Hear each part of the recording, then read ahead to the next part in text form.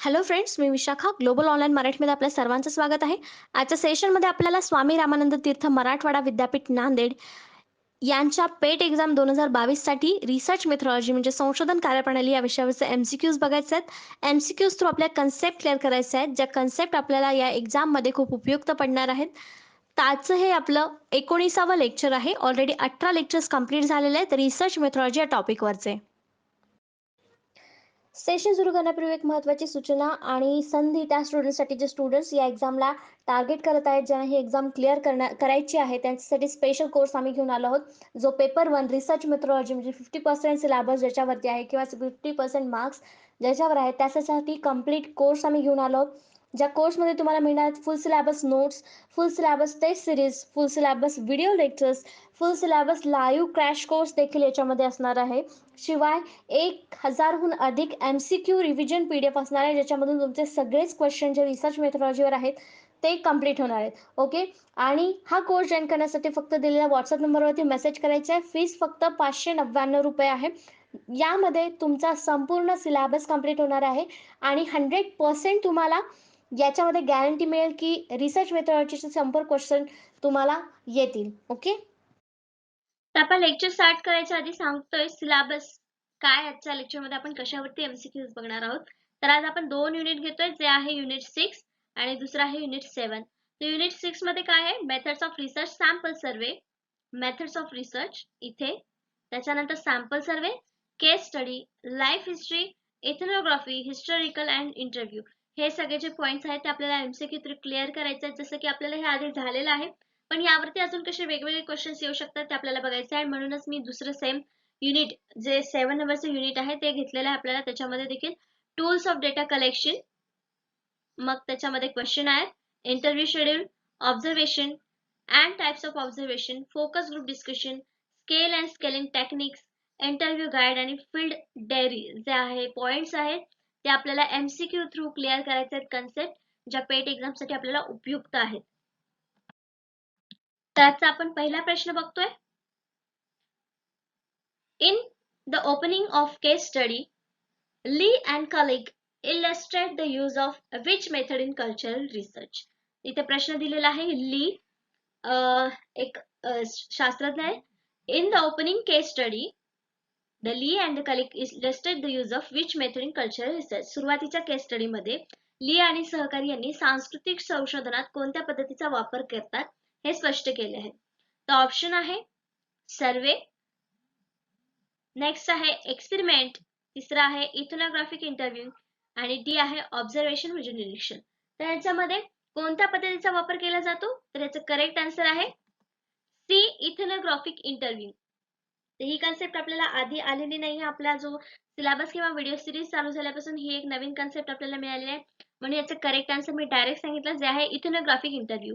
तर ली आणि colleague opening केस स्टडीच्या बाबतीत कल्चरल रिसर्च करताना या प्रकारची पद्धत वापरतात, इथनोग्राफिक इंटरव्ह्यू. तर ते काय आहे आपण समजून घेऊया. सुरुवातीला द ओपन केस स्टडीज म्हणजे काय आहे ते बघूया. The open case studies project and educational resource that educators can use in classroom to teach students how to effectively derive knowledge from data in a real world challenges.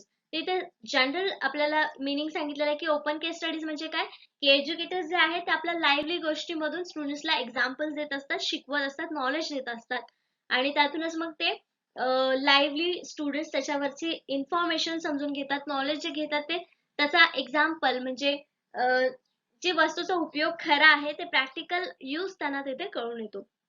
तर त्याला आपण the open case studies असं म्हणू शकतो. मग ethnographic interview काय आहे. Ethnographic interview is a type of qualitative research that combines immersive observation and direct one on one interviews. In anthropology, ethnographic research spends years living immersed in the cultures they study in order to understand behavior and social rituals of the entire culture. तर ethnographic interview मध्ये काय असतं, हा qualitative प्रकारचा research असतो आणि त्याच्यामध्ये observation असतं आणि शिवाय डायरेक्ट एका पर्सनला एका वेळेस वन ऑन वन दिलेला आहे. म्हणजे एका वेळेला एक इंटरव्ह्यूवर त्याचा इंटरव्ह्यू घेणार. नेक्स्ट जेव्हा व्यक्ती येईल तेव्हा नेक्स्ट व्यक्तीला सुद्धा एकदाच घ्यायचा. दोघांना एकत्र घेऊन इंटरव्ह्यू नाही करायचा किंवा एखाद्या ग्रुपला घेऊन देखील तुम्ही इंटरव्ह्यू नाही घेऊ शकत. म्हणून एका वेळेस फक्त एकाचा interview one on one interviews घेतले जातात इथनोग्राफिक इंटरव्ह्यू मध्ये. मग याचा उपयोग म्हणजे काय केला जातो? Ethnographic research spends year living immerse in the cultures the study. म्हणजे जे हे रिसर्चर्स जे असतात इथनोग्राफिक रिसर्च करणारे, ते इयर स्पेंड करतात, म्हणजे भरपूर 1-2 वर्ष किंवा असे इयर स्पेंड करतात त्या कल्चरमध्ये राहून, समजून घेऊन त्याच्यातल्या काही गोष्टी किंवा तिथे राहणाऱ्या व्यक्तींचं बिहेवियर वागणूक किंवा सोशल रिच्युअल्स जे आहेत ते समजून घेतात. त्यांचं पूर्ण कल्चर समजून घेतात आणि त्यावरती मग जे काही कन्क्लुजन निघेल किंवा त्यातून जे नॉलेज आपल्याला मिळणार आहे ते मग आपण कल्चरल रिसर्च म्हणून पब्लिश करतो किंवा लोकांना ते कल्चरल रिसर्च म्हणून पुढे येते माहिती. नेक्स्ट क्वेश्चन बघतो आपण सेकंड नंबरचा. Cross cultural studies are an example of. तर हा एक नवीन कन्सेप्ट आहे, cross cultural studies. Cultural studies किंवा कल्चरल रिसर्च आपण लास्ट क्वेश्चन मध्ये बघितलं. एखाद्या कल्चरचा तिथे राहून अभ्यास करायचा आणि त्यातून जे नॉलेज मिळेल ते आपल्याला सांगायचं आहे. तर क्रॉस कल्चरल काय आहे आता बघायचं आहे. क्रॉस कल्चरल अभ्यास हे एक उदाहरण आहे. कशाचं? ऑप्शन्स आहेत case study, comparative study, experimental study आणि क्रॉस सेक्शनल स्टडी. त्याचं करेक्ट आन्सर जे आहे ते आहे ए, केस स्टडी. का? कारण लास्ट क्वेश्चन मध्ये आपण बघितलं की ओपन केस स्टडीजचा अभ्यास कल्चरल स्टडीज मध्ये करतो, तेव्हा त्याला काय म्हटलं जातं असा प्रश्न होता. म्हणजेच तिथं कसा स्टडी होतो? केस स्टडी वरती अभ्यास होतो कल्चरल स्टडीज मध्ये. मग इथे क्रॉस स्टडी कल्चरल स्टडीज जरी ऑप्शन असेल तरी तिथे आपण केस स्टडीचाच वापर करणार आहे. एखाद्या गोष्टीचा आपण तिथे राहून त्या व्यक्तीचा किंवा त्या पर्टिक्युलर कल्चरचा अभ्यास करतोय, म्हणजे आपण एखाद्या केसचा अभ्यास करतोय. म्हणून इथे आपलं करेक्ट आन्सर काय येणार आहे? ए, केस स्टडीज. कसं? तर हे कशाचं उदाहरण आहे? केस स्टडीचं उदाहरण आहे. लास्ट क्वेश्चन मध्ये देखील बघितलं आणि त्याच्यावरून आपल्याला याचा आन्सर लगेच मिळालं. ही case study, cross cultural studies is example of case study. What is case study? आता case study काय? A case study is a research approach that is used to generate in-depth, multifaceted understanding of the complex issue its real life context. तर जी व्यक्ती आहे त्याच्या real लाईफची ज्या काही गोष्टी आहेत त्याला डीप मध्ये समजून घेणं किंवा त्याला काय काय बाजू आहेत ह्या गोष्टी समजून घेणं, यासाठी आपण एखाद्या व्यक्ती किंवा एखाद्या पर्सनची निवड करतो केस स्टडी म्हणून. ह्याला काय म्हणतो आपण? ही केस आहे. It is an established research design that is used extensively in a wide variety of disciplines, particularly in a social science. तर केस स्टडीचा मेन वापर कुठे केला जातो? तो सोशल सायन्स. का? तर सोशल सायन्स कशाचा अभ्यास करतं? ह्युमन बिहेवियरचा. कशाचा अभ्यास करतं? Human behaviour. मगाशीच बघितलं आपण. मग ह्युमन बिहेवियरचा अभ्यास करताना आपल्याला डायरेक्ट हवेत बोलून चालणार आहे का? नाही. त्या व्यक्तीचं वर्तणूक कसं आहे हे आपल्याला स्वतः चेक करायचं आहे. बोलणं कसं आहे, चालणं कसं आहे, रीती कशा वापरल्या जातात किंवा रीतीमध्ये कसा तो चालतो, हे सगळं आपल्याला ऑब्झर्व करून स्वतः त्याचे आन्सर्स किंवा त्यातून आपल्याला कन्क्लुजन काढायचं असतं. म्हणजेच आपण काय करतो? त्या पर्टिक्युलर व्यक्तीचा किंवा त्या पर्टिक्युलर बिहेवियरचा अभ्यास करतो. तर हे जे असतं त्याला केस स्टडी आपण असं म्हणतो. काय म्हणतो? केस study. Cross-cultural studies are research design that compare human behavior across two or more cultures. तर केस स्टडी काय? आपल्याला सुरुवातीला समजलं की एखाद्या व्यक्तीचा किंवा एखाद्या गोष्टीचा, एखाद्या कल्चरचा आपण एक वस्तूचा प्रॉपर ऑब्झर्वेशन करून केस म्हणून अभ्यास करतो, तेव्हा ते एक केस स्टडी असते. मग इथे क्रॉस कल्चरल स्टडीज म्हणजे काय? तर एकाच वेळी 2 किंवा त्यापेक्षा अधिक कल्चरचा अभ्यास करणं म्हणजे क्रॉस कल्चरल स्टडीज इथे आपण म्हणतो. नेक्स्ट क्वेश्चन बघतोय आपण थर्ड नंबरचा. काय आहे question? Which of the following is a problem associated with survey research. तर एकदा आपण एका लेक्चर मध्ये बघितलंय की सर्वे रिसर्च काय आहे. सर्वे करून आपण तो रिसर्च करतो, त्याला सर्वे रिसर्च मध्ये तसं जनरल स्टेटमेंट आपण करू शकतो. पण त्याचा दिलेल्या ऑप्शन्स पैकी कुठला प्रॉब्लेम आहे सर्वे रिसर्च मध्ये? सर्वेक्षण संशोधनाशी संबंधित खालीलपैकी कोणती समस्या आहे? ऑप्शन्स आहेत द प्रॉब्लेम ऑफ ऑब्जेक्टिव्हिटी, वस्तुनिष्ठतेची समस्या. जर आपण प्रत्येक व्यक्तीकडून इंडिव्हिज्युअली माहिती घेतोय तर त्याची वस्तुनिष्ठतेची समस्या असेल का? नाही. मग प्रॉब्लेम ऑफ गोइंग नेटिव्ह म्हणजे मूळ जातची समस्या. मूळ जात म्हणजे इथे आपण असं समजूया की मूळ गोष्टीपर्यंत पोहोचण्यासाठीची प्रॉब्लेम. तर हा प्रॉब्लेम सुद्धा आपल्याला येणार नाही कारण आपण इंडिव्हिज्युअली क्वेश्चन विचारतोय सर्वे रिसर्च मध्ये. मग द प्रॉब्लेम ऑफ ओमिशन वगळण्याची समस्या. ही समस्या असू शकते का जी सर्वे रिसर्च मध्ये होऊ शकते? होऊ शकते. नेक्स्ट ऑप्शन आहे द प्रॉब्लेम ऑफ रिबर्समेंट, मजबूतीची समस्या. मजबूतीची तर नाही कारण आपण ऑब्झर्व प्रत्येकी इंडिव्हिज्युअल सर्वे करत असल्यामुळे त्यांच्याकडून आपण वैयक्तिक माहिती ही लगेच मिळवतो. पण यातून एक समस्या सर्वे रिसर्च मध्ये येते ती म्हणजे वगळण्याची. कसं? जर आपण 10 लोकांचा सर्वे करत असो आणि त्यामधून जर एखादी व्यक्ती म्हणजे उत्तर देण्यासाठी राहिली किंवा एखादा क्वेश्चन राहिला तर तिथे तो व्यक्ती किंवा तो जो क्वेश्चनचा आन्सर जे आहे ते तिथून वगळण्याची शक्यता आहे. तो आन्सर तिथे लक्षात घेतला जाणार नाही. 10 पैकी 9 क्वेश्चनचे जर आन्सर दिले तर ह्यातला एक क्वेश्चन जो आहे तो तसा सुटणार आहे. मग इथे कुठली समस्या निर्माण झाली की द प्रॉब्लेम ऑफ इमोशन म्हणजे ओमिशन वगळण्याची समस्या इथे आपल्याला दिसून येते. याचं करेक्ट आन्सर सी आहे, the problem of omission. Problem arise because survey can be used to provide information on the local issue as well. Problem पण येत असतो, पण कधी जेव्हा आपण सर्वे रिसर्च काय करतो, लोकल इश्यू वरती माहिती गोळा करत असतो. The result cannot be generalized beyond the group of people who answer the survey. पण हा सर्वेचा काय प्रॉब्लेम आहे की सर्वे जो आहे एका ठराविक ग्रुपसाठी आहे किंवा एका ठराविक व्यक्तीसाठी आहे. जर आपण असं म्हटलं की पुण्यातल्या या एरियाचा, तर समजा पुणे कॅम्प एरियामध्ये स्टडी करणारे किती लोक आहेत यांचा जर अभ्यास केला आपण, समजा आपण 50% असा जर रिझल्ट घेतला, त्यांचा सर्वे जर आपण 50% लोकांचा घेतला कॅम्प मधल्या लोकांचा, पण तोच रिझल्ट आपल्याला हडपसर मधल्या लोकांचा मिळणार आहे का? नाही. किंवा तो जो निष्कर्ष निघालेला आहे तो येथल्या लोकांसाठी लागू होणार आहे का? नाही. मग तोच सर्वे रिझल्टचा किंवा सर्वे रिसर्चचा प्रॉब्लेम आहे की इथे सेम रिझल्ट आपल्याला दिसू शकणार नाही. हा दुसरा प्रॉब्लेम आहे, पण ओमिशनचा एक वेगळा प्रॉब्लेम आहे. Unfortunately, a major problem in survey research is that respondents are almost always self-selected. आणि याच्यामध्ये पण काय अजून एक प्रॉब्लेम काय आहे की रिस्पॉन्डन्स जे आहे सर्वेमध्ये जे आपण रिस्पॉन्डन्स निवडतो, सॅम्पल्स निवडतो, ते कसे असतात सेल्फ सिलेक्टेड. आपण स्वतः ते निवडत असतो. म्हणजे दिसणाऱ्या व्यक्तीला किंवा हे लोक जे आहेत इथे राहणाऱ्या लोकांपैकी सगळ्यांनाच हे आपण क्वेश्चन देऊ शकतो किंवा देतो. आपण असे निवडत नाही की शिक्षित कुठले किंवा आपल्याला अभ्यास करणारे कुठल्या व्यक्ती आवश्यक आहेत ते निवडून आपण देत नाही. पण इथल्या एरियामध्ये राहणाऱ्या सगळ्याच व्यक्तींना आपण ते रिस्पॉन्स करण्यासाठी क्वेश्चन देत असतो किंवा सर्वेसाठी घेत असतो. तर हे जे काही प्रॉब्लेम्स आपल्याला सर्वे रिसर्च मध्ये फेस करावे लागतात. आपण 4th नंबरचा क्वेश्चन बघतोय. Which of this is not a method of data collection. Data कलेक्शनच्या दोन पद्धती आहेत, एक प्रायमरी आणि सेकंडरी. हे दोन्ही माहिती आपल्याला त्याच्यामध्ये मग वेगळे आहे, प्रायमरी मध्ये कुठले सेकंडरी मध्ये कुठले हे आपण लास्ट लेक्चर मध्ये किंवा त्याच्या आधीच्या लेक्चर मध्ये बघितलेलं आहे. तर प्रश्न असा आहे यापैकी कोणती डेटा गोळा करण्याची पद्धत नाही. आता याचं करेक्ट आन्सर आपल्याला सहज मिळालं पाहिजे, कारण आपल्याला माहिती आहे कुठलं प्रायमरी आणि कुठलं सेकंडरी आहे. तर क्वेश्चन ऑप्शन्स आहेत, क्वेश्चन आहेत, इंटरव्ह्यू, एक्सपेरिमेंट अँड ऑब्झर्वेशन. तर ऑब्विसली हे जे ऑप्शन मध्ये दिलेले कुठल्या प्रकारचे डेटा कलेक्शन मेथड आहेत तर ते आहेत प्रायमरी. आपण आधी बघितलेलं त्याच्यावरून सांगू शकतो की हे जे सगळे आहेत ते प्रायमरी आहे. पण ऑप्शन्स पैकी एक जो चुकीचा आन्सर आहे तो कुठलाच डेटा कलेक्शनचे मेथड नाहीये, नॉट. क्वेश्चन मध्ये दिलेलं की नॉट. मग याचं करेक्ट आन्सर काय आहे? सी. कारण क्वेश्चन आहेत इंटरव्ह्यू, ऑब्झर्वेशन. स्वतः व्यक्ती तिथे प्रेझेंट असतो आणि स्वतः त्याची माहिती कलेक्ट करत असतो, म्हणजे तो प्रायमरी डेटा कलेक्शन मेथड आहे. पण एक्सपेरिमेंट त्याच्यामध्ये नाहीये, म्हणून इथे करेक्ट आन्सर जे आलेले आहे ते आहे सी, प्रयोग किंवा एक्सपेरिमेंट.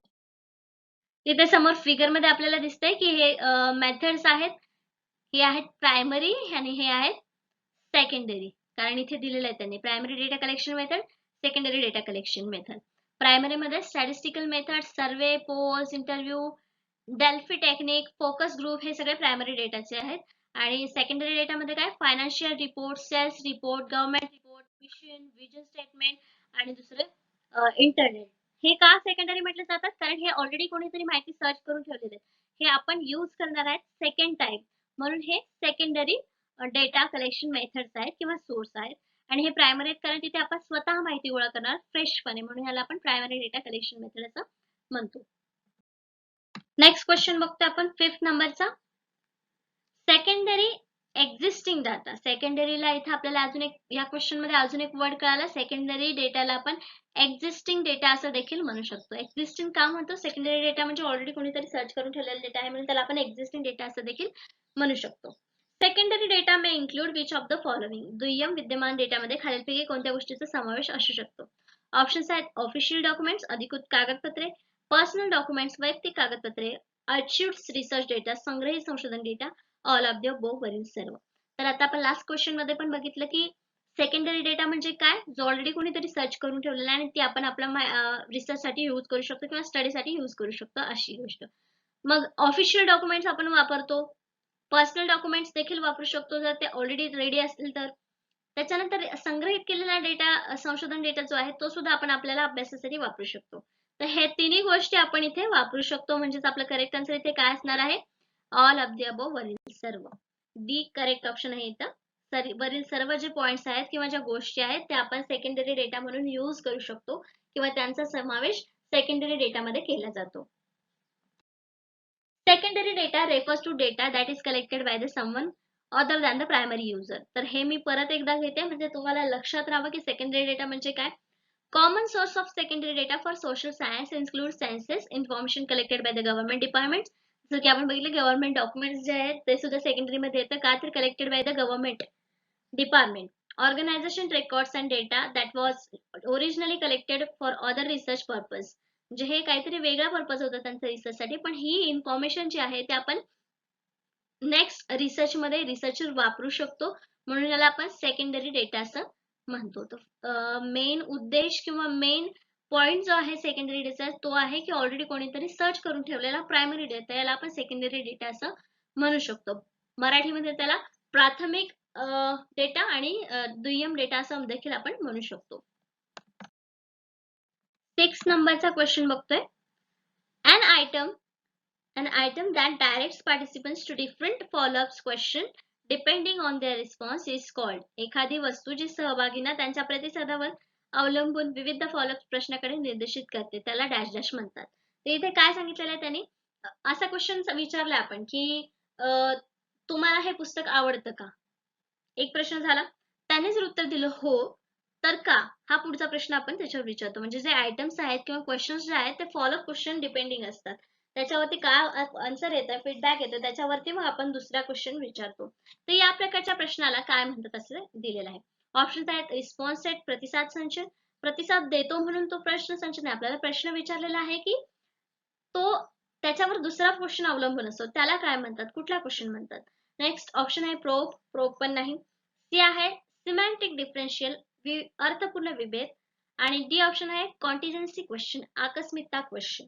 तर मग इथं करेक्ट आन्सर आपल्याला ऑप्शन वरूनच लक्षात येतोय, जे आहे करेक्ट आन्सर येत आहे कॉन्टिजेन्सी आकस्मिक question.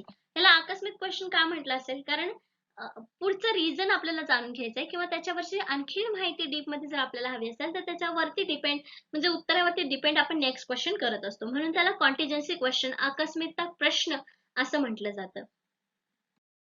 Contingency question, a survey question intended for only some respondent determined by the responses to some other questions.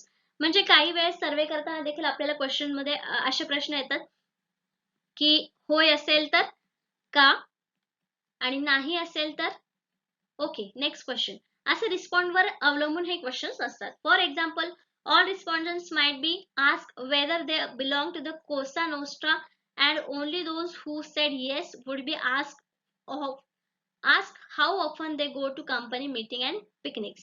तर इथे त्यांनी विचारलेलं आहे की एक्झाम्पल असं दिले की यापैकी किती लोक कोसा नोस्ट्राशी रिलेटेड आहेत आणि त्या जर असतील तर त्यापैकी किती लोक हे कंपनीच्या मीटिंगला किती वेळेस जातात आणि पिकनिकला किती वेळेस जातात. अशा प्रकारचे क्वेश्चन्स हे एका फीडबॅकवर डिपेंड असतात. त्याला कॉन्टिजेन्सी म्हणजे इमर्जन्सी क्वेश्चन किंवा आकस्मिक प्रश्न असं देखील त्याला म्हटलं जातं. नेक्स्ट क्वेश्चन आहे 7th नंबरचा. Open ended question provide primary dash dash data. Open ended प्रश्न प्रामुख्याने डॅश डॅश डेटा प्रदान करतात. कुठला डेटा प्रदान करतात, तर पहिल्यांदा आपल्याला समजून घेतलं पाहिजे ओपन एंडेड क्वेश्चन काय आणि क्लोज एंडेड क्वेश्चन काय. तर क्लोज एंडेड क्वेश्चन म्हणजे येस नो टाइप क्वेश्चन, ज्याच्यामध्ये त्याला एंड आहे, काहीतरी म्हणजे एक आन्सर दिलं, एक शब्दात आन्सर दिलं तरी ते संपतं, त्याला क्लोज एंडेड क्वेश्चन म्हणतात. आणि ते ओपन एंडेड क्वेश्चन बद्दल विचारलंय. ओपन एंडेड म्हणजे त्याला एंड नाहीये किंवा कितीही प्रश्नात, कितीही शब्दात किंवा कितीही वाक्यात तुम्ही त्याचं आन्सर देऊ शकतात. तर अशा प्रकारचे क्वेश्चन्स प्रायमरी डेटामध्ये कोणत्या प्रकारचा डेटा प्रदान करतात. तर डेटाचे पण प्रकार बघितलेले आपण, क्वांटिटेटिव्ह डेटा किंवा क्वालिटेटिव्ह डेटा. तर ह्यापैकी कुठला डेटा प्रदान करतात, म्हणजे थोडक्यात आपल्याला कुठला आन्सर द्यायचं हे इथे लक्षात यायला पाहिजे. ऑप्शन्स आहेत confirmatory data, qualitative data, predictive data, none of the above. वरीलपैकी काही नाही. त्याचं करेक्ट आन्सर सिम्पली आहे एकच ऑप्शन आपल्याला इथे दिसत, जे आहे बी क्वालिटेटिव्ह डेटा. कारण ओपन एंडेड क्वेश्चन मग बघितलं आपण काय आहे की त्याच्यामध्ये तुम्ही मोठे मोठे उत्तरं देखील देऊ शकता, त्याला एंड नाही असे. म्हणजेच ते डिस्क्रिप्टिव्ह आन्सर तिथे येणार आणि म्हणजे तिथे डिस्क्रिप्टिव्ह इन्फॉर्मेशन आपल्याला मिळाली, म्हणजे डेटा सुद्धा कसा असणार आहे तिथे, क्वालिटेटिव्ह डेटा असणार आहे. म्हणून आपल्या इथे करेक्ट आन्सर बी आलेले आहे. क्वालिटेटिव्ह डेटा, गुणात्मक डेटा इथे आपल्याला प्रदान होणार आहे किंवा प्राप्त होणार आहे. Qualitative data is defined as the data that approximate and characterize. म्हणजे ह्याच्यामध्ये काहीतरी वैशिष्ट्य असतात. Qualitative data can be observed and recorded. Qualitative data जो आहे हा निरीक्षण करून केला जाऊ शकतो किंवा रेकॉर्ड सुद्धा केला जातो, म्हणजे नोंद घेऊ शकतो. This data type is non-numerical in nature. हे आपल्याला माहिती आहे की नॉन न्यूमेरिकल इन नेचर असतो हा क्वालिटेटिव्ह डेटा. म्हणजे जेव्हा आपण क्वेश्चन ओपन एंडेड क्वेश्चन विचारतो तेव्हा क्वालिटेटिव्ह नसणार आहे, डिस्क्रिप्शन असणार आहे त्याच्यामध्ये, म्हणजे तो क्वालिटेटिव्ह डेटा असणार आहे. This type of data is collected through methods of observation. म्हणजे हे या प्रकारचा जे डेटा आहे तो आपण ऑब्झर्वेशन मेथड मधून घेऊ शकतो. म्हणजे एक कळालं आपल्याला की हा डेटा कशातून मिळतो आपल्याला, ऑब्झर्वेशन. नेक्स्ट काय आहे, वन टू वन इंटरव्ह्यूज. तर ह्याच्यातून देखील आपल्याला क्वालिटेटिव्ह डेटा मिळू शकतो. कसा, 1 to 1 इंटरव्ह्यू. नेक्स्ट आहे कंडक्टिंग फोकस ग्रुप्स. म्हणजे फोकस ग्रुप मधून सुद्धा आपल्याला क्वालिटेटिव्ह प्रकारचा डेटा मिळणार आहे. And similar methods. म्हणजे हे तीन जे आहेत यातून तर आपल्याला क्वालिटेटिव्ह डेटा मिळणारच आहे, पण या प्रकारचे जे सिमिलर मेथड्स आपण वापरतो आपल्या क्वेश्चन आयर वगैरे, पण त्याच्यामध्ये डिस्क्रिप्टिव्ह आन्सर असले पाहिजेत. यासारख्याला आपण काय म्हणू शकतो, क्वालिटेटिव्ह डेटा, किंवा यातून जे इन्फॉर्मेशन मिळतं, नॉलेज मिळतं, त्याला आपण क्वालिटेटिव्ह डेटा असं डिफाईन करतो किंवा बोलतो. नेक्स्ट क्वेश्चन आहे 8 नंबरचा, जो आपण बघतोय. Which of the following is true concerning observation. निरीक्षणाबाबत खालीलपैकी कोणते सत्य आहे. ऑप्शन्स आहेत, it takes less time than self report approaches. Self report दृष्टिकोनापेक्षा कमी वेळ लागतो. It cost less money than self report approaches. Self report दृष्टिकोनापेक्षा कमी खर्च किंवा पैसे कमी खर्च होतात. तर पहिलं ऑप्शन बघितलं तिथे कमी वेळ लागतो, हे चुकीचं आहे. ऑब्झर्वेशन कितीही वेळ चालू शकतं म्हणून इथे हे सुद्धा आन्सर चुकीचं आहे.